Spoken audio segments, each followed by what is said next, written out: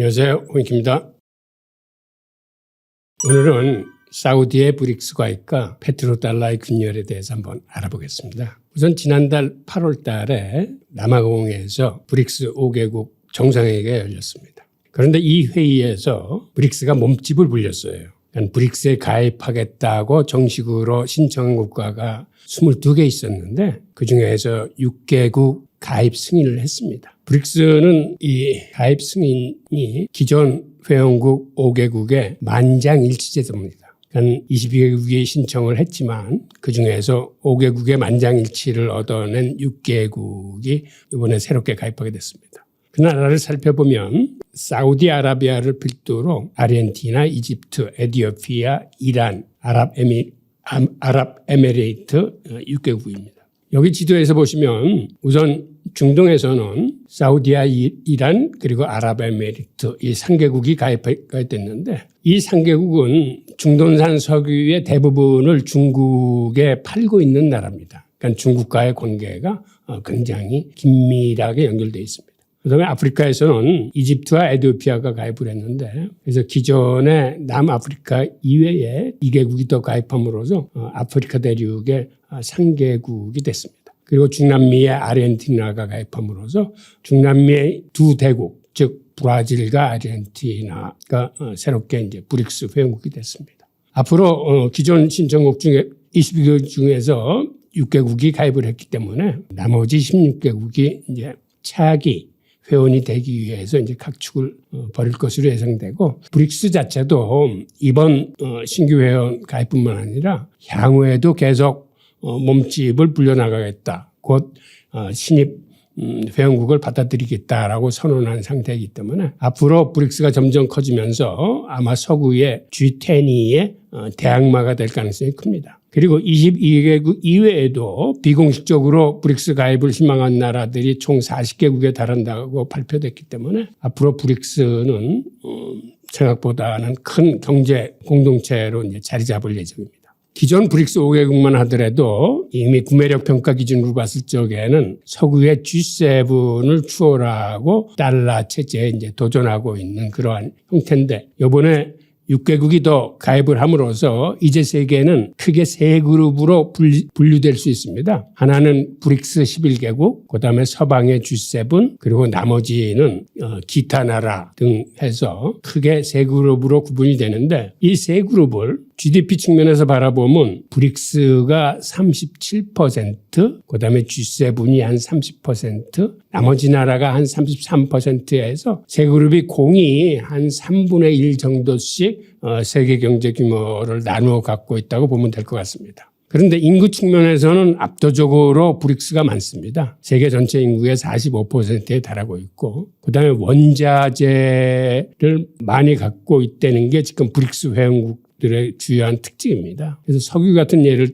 들여다보면 지금 브릭스 11개국이 세계 석유 매장량의 44%를 장악하고 있습니다. 무역 측면에서 보면 수출액이 브릭스 11개국이 지금 23%, G7이 한 29%, 그다음에 나머지 나라가 한 48% 정도의 비중을 갖고 있습니다. 최근에 가장 주목을 받고 있는 석유에 대해서 좀 더 자세히 한번 알아보겠습니다. 사우디아라비아가 브릭스에 가입함으로써 이제는 브릭스가 세계 석유 시장을 장악한 그런 형세입니다. 우선 중국 같은 경우에는 세계 최대 석유 수입국이고 사우디 같은 경우에는 세계 최대 석유 수출국입니다. 그런데 최근 들어 사우디가 연말까지 감산을 하겠다라고 선언을 함으로써 세계 유가를 끌어올리고 있습니다.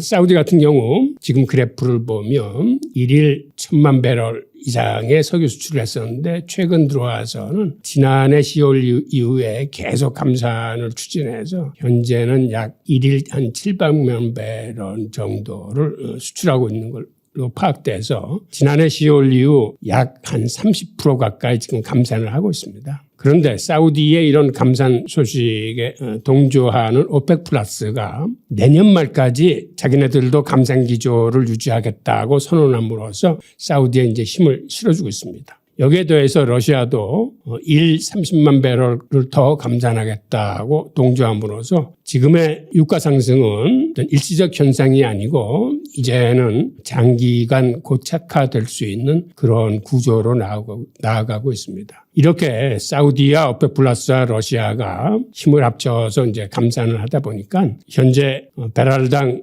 92불 정도 하는 브렌트유 가격 같은 경우에는 $100를 넘을 수 있다는 전망이 나오고 있습니다. 자, 그렇다면 사우디가 왜 이렇게 감산을 집요하게 추진하고 있는지 그 이유를 한번 살펴보겠습니다. 우선 여기 그래프에서 보시는 것처럼 사우디는 지난해 하반기서부터 경제 성장률이 감소세로 들어오고 있습니다. 그 다음에 사우디가 지금 계획하고 있는 그 네옴시티 건설이라거나 제조 국가로의 변환을 위해서는 사우디가 막대한 재원이 필요한 현실이고, 또 하나는 사우디가 염원하는 자주국방 전환을 위해서 드론 공장을 건설한다거나 그다음에 원자력 발전소를 짓는다거나 하는데 막대한 자금이 들어가는데, 이런 자금들을 석유를 팔아서 마련하기 위해서는 고유가 정책을 써야 하는 그러한 형국임을 알 수 있습니다.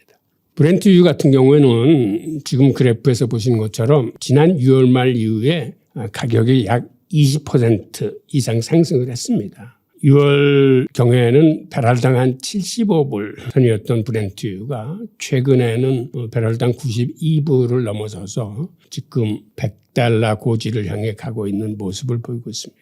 그런데 우리가 지금 유가에 이렇게 신경을 쓰는 이유는 한마디로 유가는 물가에 직결되기 때문에 앞으로 다시 인플레이션이 재상승할 것이라는 우려를 갖기 때문에 지금 세계의 이목이 유가에 쏠리고 있습니다. 게다가 공급 측면에서 여태까지는 봤는데 수요 측면을 한번 보기로 하죠. 중국의 석유 수요가 앞으로 조금 더 늘어날 전망입니다. 국제에너지기구가 8월 10일 발표한 보고서에 의하면 하반기에 중국의 석유가 1일 150만 배럴 정도 더 필요하다라는 보고서를 내놨습니다. 그러니까 공급 측면에서는 사우디가 1일 50만 배럴을 감산하고 오펙 플러스가 50만 배럴, 그다음에 러시아가 30만 배럴 해서 한 130만 배럴이 줄어드는데 수요 측면에서 150만 배럴이 더 늘어나기 때문에 이게 앞으로 유가를 많이 자극할 것으로 봅니다.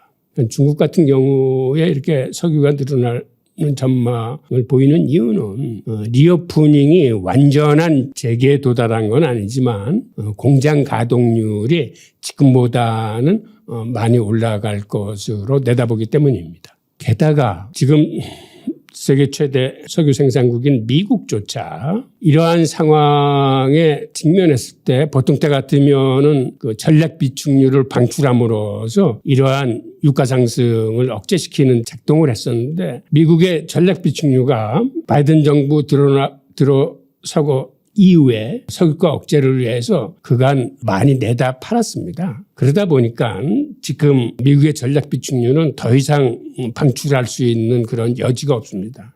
특히 의회에서 여기다 제동을 걸어가지고 이제 더 이상 전략 비축률의 방출은 안 된다는데 정부가 합의를 받기 때문에 오히려 미국 정부는 전략 비축률을 그간 썼던 거를 채워 넣어야 하는 그러한 상황입니다. 그러다 보니까 이제는 미국이 쓸 수 있는 카드가 이제 없는 형편이기 때문에 지금 이 유가 상승을 막을 다른 뾰족한 대책이 이제 보이지 않고 있습니다.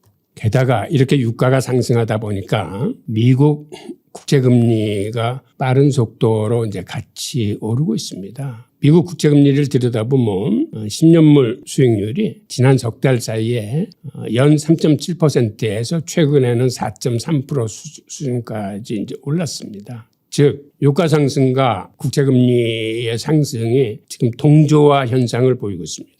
그래서 앞으로 유가가 더 올라간다면 미국 10년물 국채금리도 더 상승할 것 같습니다. 그런데 이렇게 시중금리가 상승하면 우려되는 사안들이 사실은 한두 가지가 아닙니다. 우선 장기 국채 가격이 이렇게 금리가 올라간다는 얘기는 국채 가격이 큰 폭으로 떨어진다는 걸 의미하기 때문에 은행들이 갖고 있는 보유자산 중에서 장기국채 비중이 굉장히 높습니다. 그러다 보니까 은행 부실의 우려가 점점 더 커지고 있는 그런 형국입니다. 또한 이렇게 시중금리의 상승은 당연히 대출금리의 상승을 몰고 와서 기업의 파산뿐만 아니라 가계소비의 위축을 가져옵니다. 아시다시피 미국 GDP에서 가장 중요한 부분이 가계소비인데 이렇게 금리가 오르면 가계소비가 이제 위축될 수뿐이 없습니다. 게다가 이렇게 모기지 금리가 이제 동반 상승하게 됨으로써 부동산, 특히 상업용 부동산의 부실 위험이 이제 증가할 그러한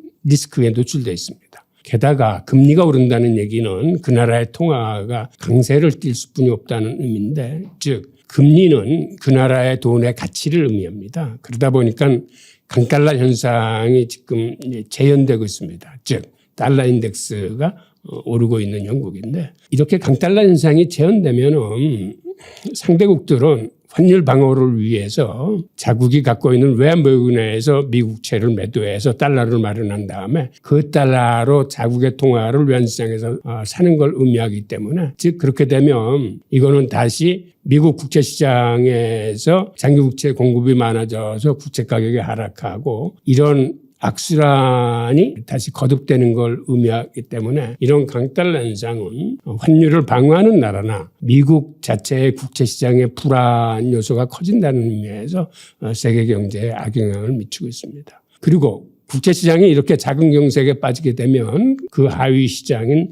회사채 시장이나 채권 시장 전반에 작은 경색 현상이 발생해서 특히 기업들의 현금 흐름에 많은 위축 현상을 가져오게 됩니다. 자, 이번에는 사우디의 브릭스 가입으로 인한 탈달러와 움직임을 한번 보겠습니다. 우크라이나 전쟁 직후에 미국을 비롯한 서구는 러시아의 외환보유고 한 3천억 달러를 해외 자산을 동결시켜 버렸습니다. 즉 이로 인해서 브릭스 내에서 특히 러시아가 브릭스 내의 단일 통화 혹은 영내 통화를 많이 쓰자라는 이런 움직임을 주도하고 있습니다. 즉 브릭스 국가 간의 무역을 할 적에는 이제는 달러를 쓰지 말고 서로 자국 통화로서 무역을 하자. 예를 들어서 러시아와 중국 간에는 위안화와 루블화로 거래를 하자 하고 지금 그 비중이 많이 높아지고 있습니다. 이런 추세가 러시아뿐만 아니라 브라질도, 예를 들어서 브라질과 중국 간의 거래는 위안화와 브라질 해안화로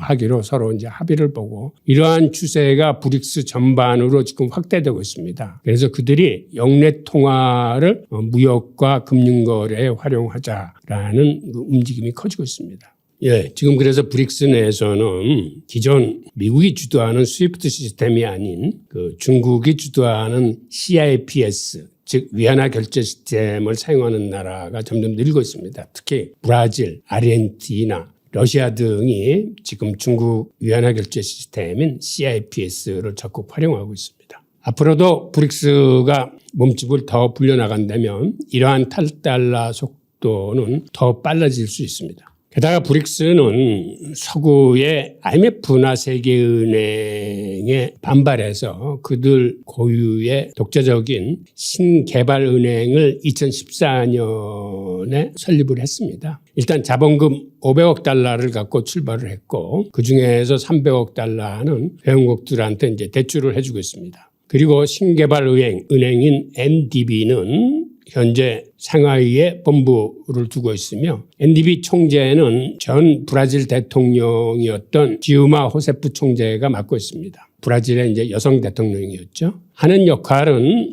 IMF나 세계은행과 비슷한 기능을 하고 있는데, 최근에 NDB가 발표한 내용에 의하면 앞으로는 전체 대출의 30%를 회원국 통화로 대출을 하겠다라고 발표를 했습니다. 그간엔 이렇게 자본금이 모인 거는 달러 위주로 모였었는데 앞으로는 이 신개발 은행 자체가 회원국한테 대출을 해주거나 어떤 프로젝트 사업을 할 적에는 회원국 통화를 씀으로써 즉 위안화나 루블화나 헤아라의 비중을 높이겠다는 의미입니다. 그리고 최근에 중국이 사우디에 무역 결제용으로 위안화를 대출해서 줬습니다. 즉 이 얘기는 앞으로는 사우디를 비롯한 중동 혹은 브릭스들이 중국의 물건을 사갈 적에는 위안화를 달러 대신 사용하라는 그러한 의미입니다. 앞으로 중국은 그 주요 무역 대상국에 이렇게 위안화 대출을 해줌으로써 중국 무역 결제나 금융 결제에서 위안화 비중을 점차